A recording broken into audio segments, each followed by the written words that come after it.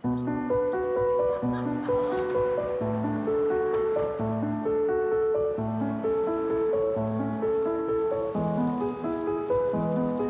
the Bowery Lighting District to Little Italy restaurants and Soho retail, Lower Manhattan is electric, colored by the glow of neon lights. But as I would soon learn, neon gas is only half of this story.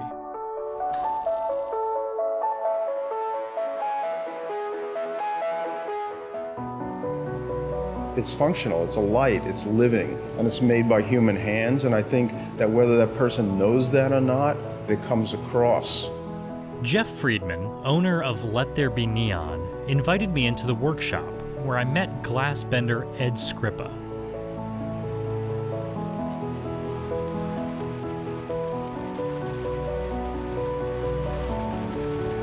The glass bender will mark the area that they want to heat. It begins to soften. But of course, as soon as they're bringing it out of the fires, it's beginning to cool, which means it's beginning to harden. The hardest part, well, the hardest thing would be like a perfectly round circle.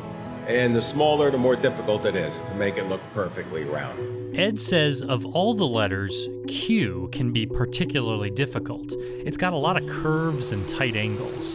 Long curves are shaped with the gas-fired ribbon burner, but the crossfire is needed for tight turns. There's maybe 4 or 5 different bends, and then you just do them in different combination, and it's a lot of practice to make things look right and make the glass strong. You'll notice he blows into the glass as it cools, which keeps the wall thickness even and makes these bends less likely to break. With a hand torch, Ed fuses glass sections together and secures the electrodes that will eventually power on this light.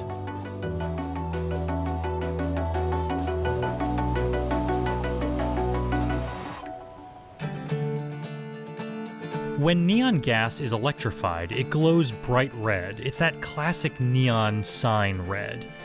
But argon gas is a pale blue. Add phosphorus coatings inside the tubes, and now any color is possible. With so many tubes in his shop powered by argon, I asked Jeff why not rename the place Let There Be Argon. Well, we're considering it, now that you mentioned it. Right. Yeah. Whichever gas they inject into these tubes, it needs the right conditions. Low pressure, no impurities, and high voltage. When we put an electrical charge through it, the molecules get all excited, they hit against each other, and that causes light. People love it. There's a reason why they love it. They love the look of it, and it's effective. Because you walk the streets of New York, and you're passing the same sign every day. And maybe one day that sign is turned off, and you're going to notice that it's turned off.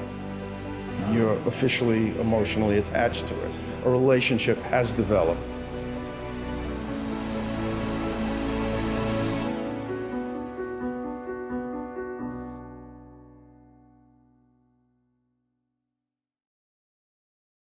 Panasonic